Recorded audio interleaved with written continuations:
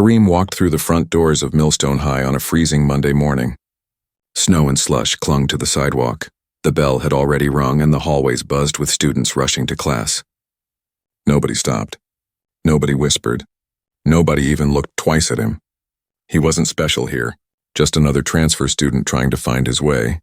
His backpack was old, the straps a little frayed.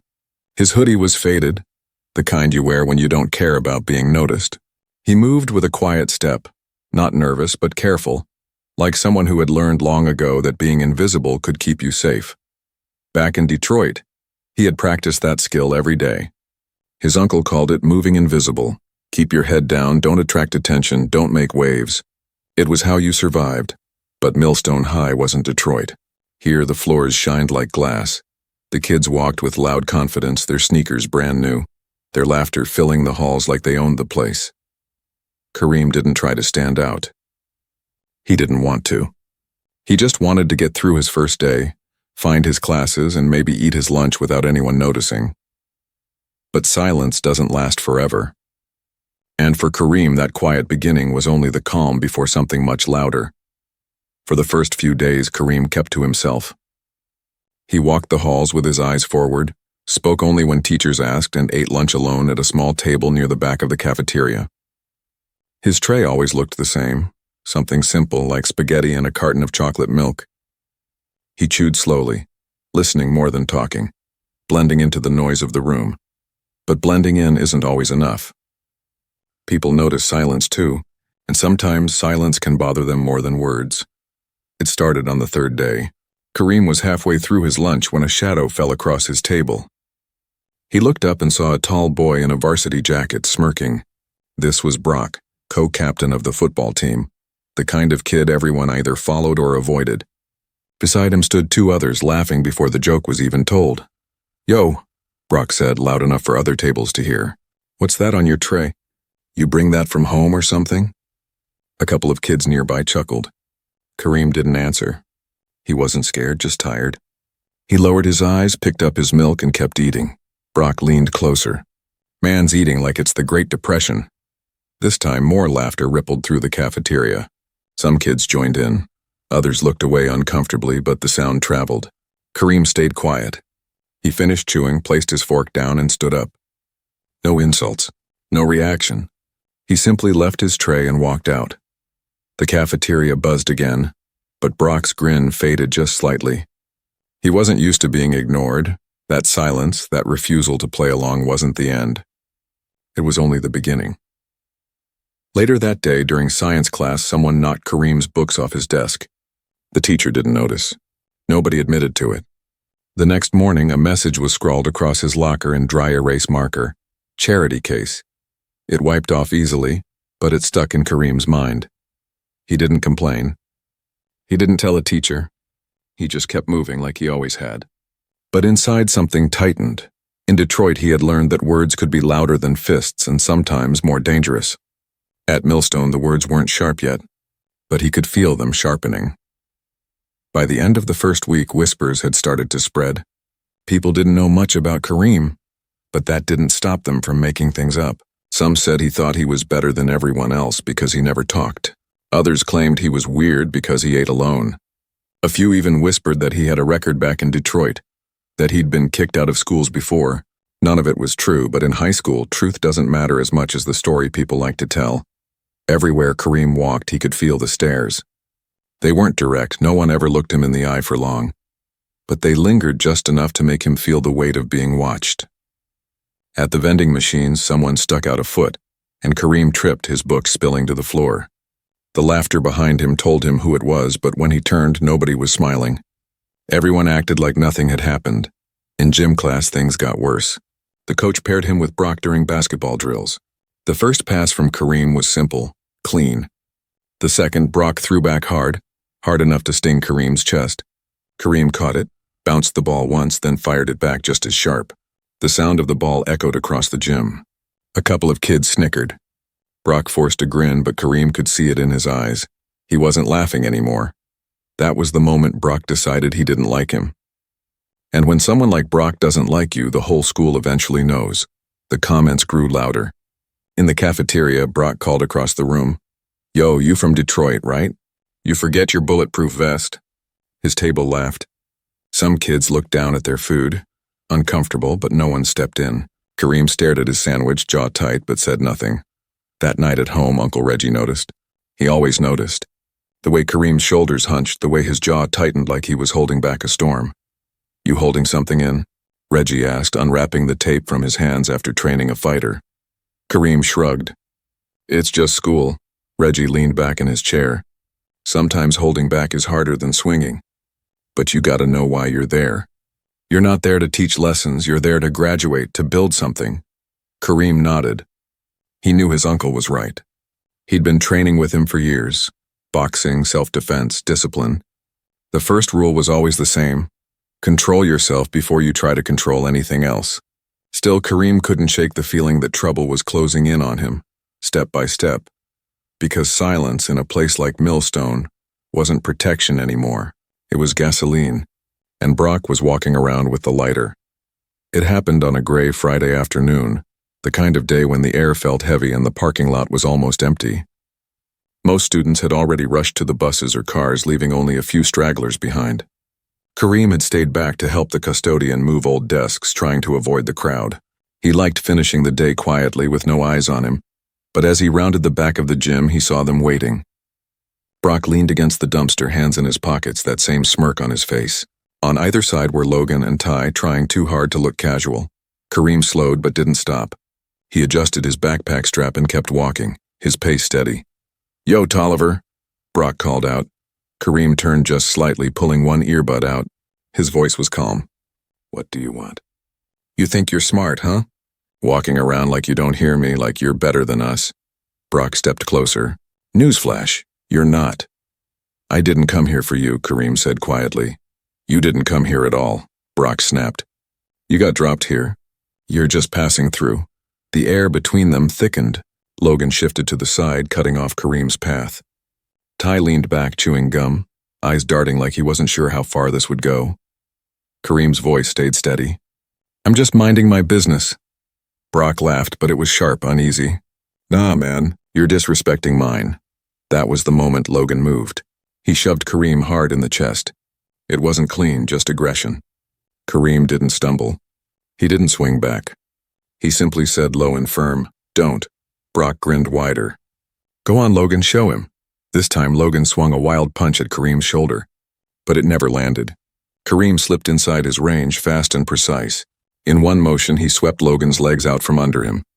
Logan hit the ground with a smack that echoed off the brick wall.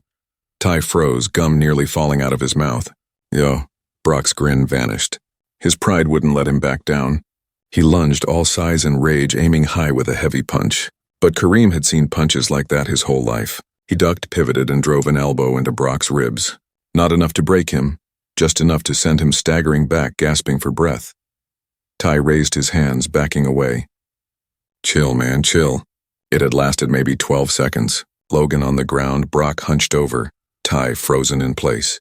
And Kareem just stood there. No trash talk, no celebration. His chest rose and fell evenly, his eyes calm, his hands at his sides. He had done only what he was trained to do, defend himself, and that was exactly when the moment broke. Hey! A voice cut through the air. Mr. Langford, the assistant principal, came around the corner, his face hard with suspicion. He stopped, eyes bouncing between the boys. What's going on here? Brock straightened quickly, clutching his ribs but trying to look in control. He jumped us. Brock sputtered. Came at us like a psycho. Logan groaned from the ground, sitting up slowly while Ty said nothing, eyes wide. Kareem didn't argue. He didn't plead. He just looked at Mr. Langford and said quietly, That's not what happened. But in that frozen moment, it didn't matter who was telling the truth.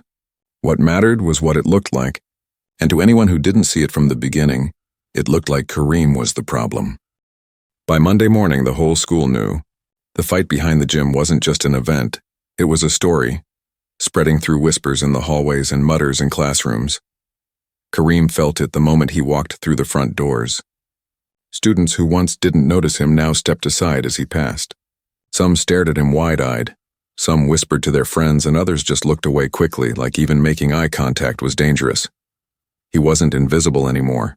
He was something else now. Something people feared. At lunch, the whispers grew louder. Brock sat at his usual table, spinning the story like he was the victim. "Man's crazy," he said, voice raised just enough for nearby tables to hear. "Dude came at us like it was a movie. Dropped Logan like he was Bruce Lee or something." His friends nodded, laughing in agreement, filling in gaps with details that didn't exist. Nobody asked Kareem what really happened. Nobody wanted to hear it. That afternoon, Kareem noticed more eyes on him. Teachers, guidance counselors, even the principal. He could see the suspicion in their looks, the quiet question forming in their minds. Is he dangerous? Then came the video. It showed up on social media late that night. Grainy, shaky, filmed from behind a car. It showed Kareem moving fast, Logan hitting the ground, Brock staggering back. But it didn't show the shove. It didn't show the first punch. It was cut just right to make it look like Kareem was the one who started it. The caption read, "He thinks he's in a movie."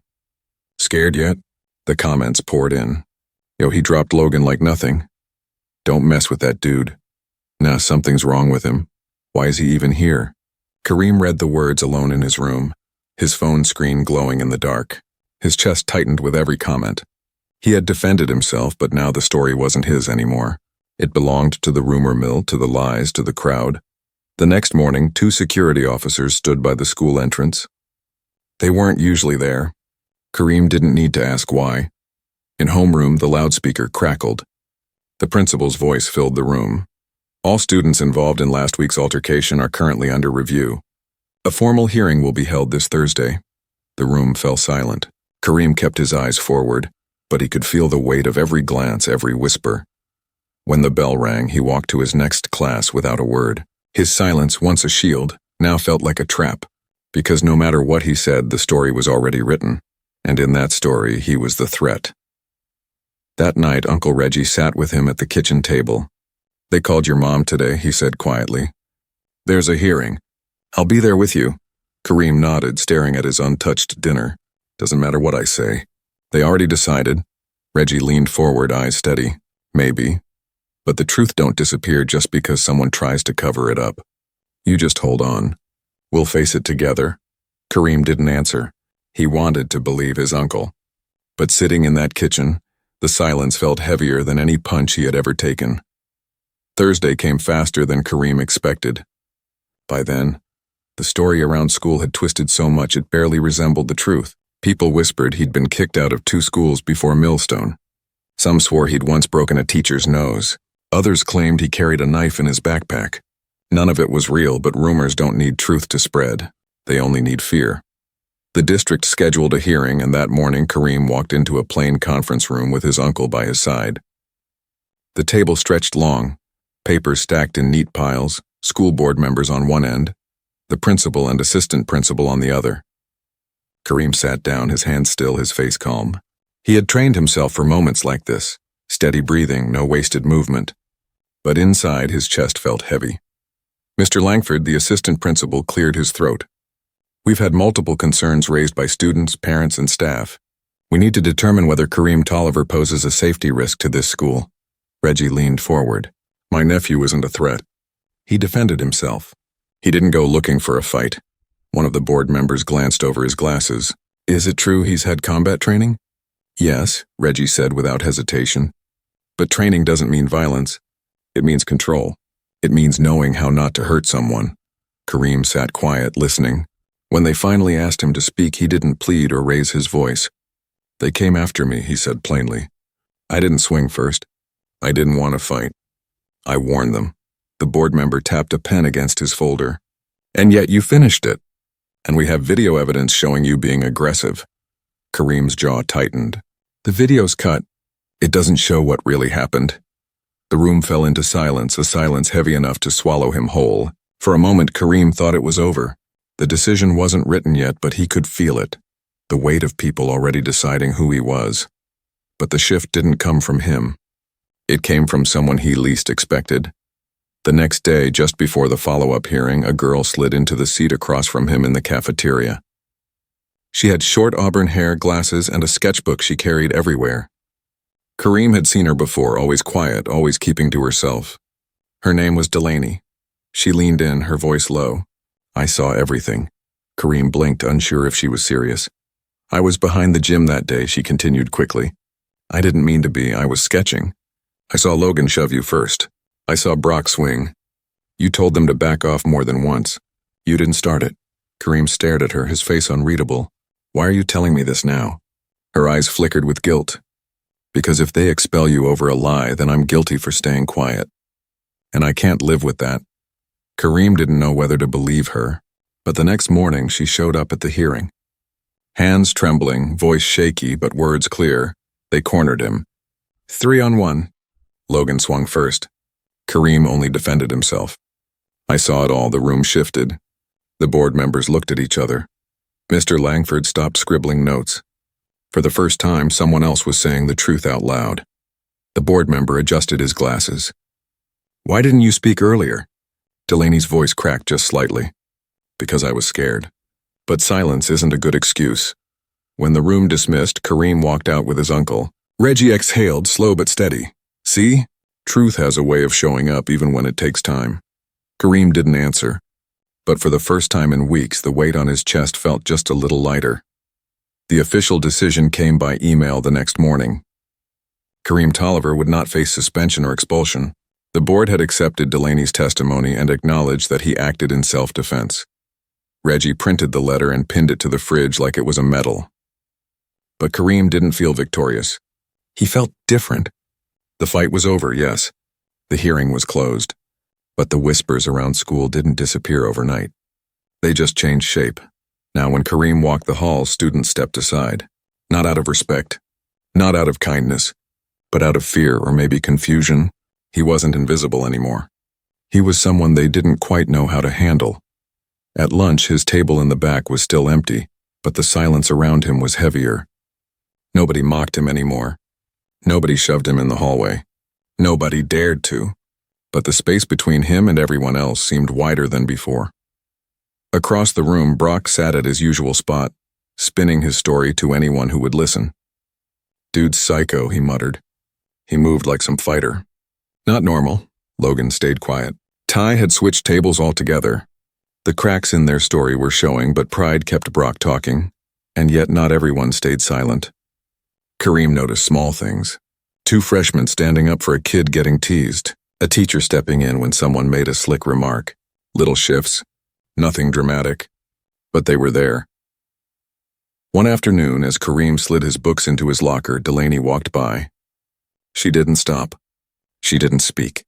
But she lifted her hand in a small wave before continuing down the hall. Kareem felt something ease inside him.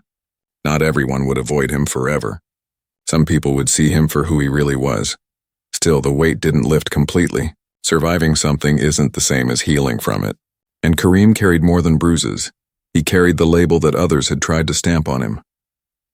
The semester's last day came with the usual chaos.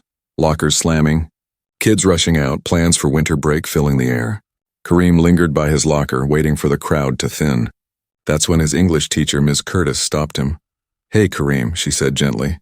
We're holding a student-led assembly tomorrow. One of the speakers dropped out, and some of us thought, maybe you'd like to say something. He froze. Me, she nodded.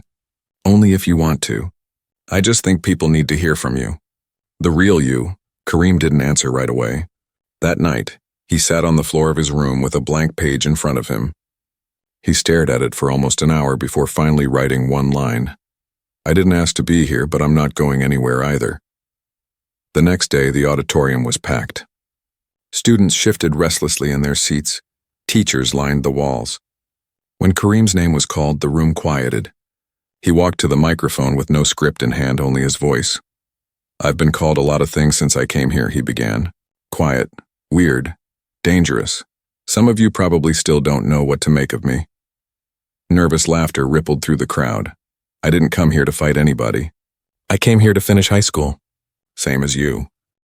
I wanted to get through my day without drama. But sometimes, no matter how much you try to stay out of trouble, trouble comes looking for you.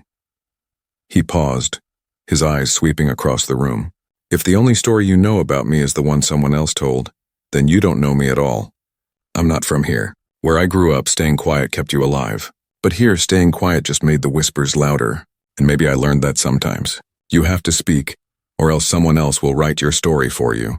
For a moment, the auditorium was still. Then a single clap. Then another. Slowly, the sound grew. Not wild, not forced, just real. That afternoon, as Kareem walked out of school, a younger student stopped him. "Hey, is it true you trained to fight?" Kareem raised an eyebrow. "I trained to stay ready." The boy shifted nervously. "Can you teach me?" "Not to fight, just, I don't want to be scared anymore." Kareem thought for a moment. Then he smiled slightly. "All right. First lesson, stand tall, even when it feels easier to shrink." The boy nodded, falling into step beside him as they walked toward the exit gate, not as teacher and student, just as two kids learning how to move forward. Because sometimes the hardest battles aren't fought with fists. They're fought in the quiet moments when you're forced to prove you belong in a world that keeps trying to push you out. And Kareem? He was done being pushed out.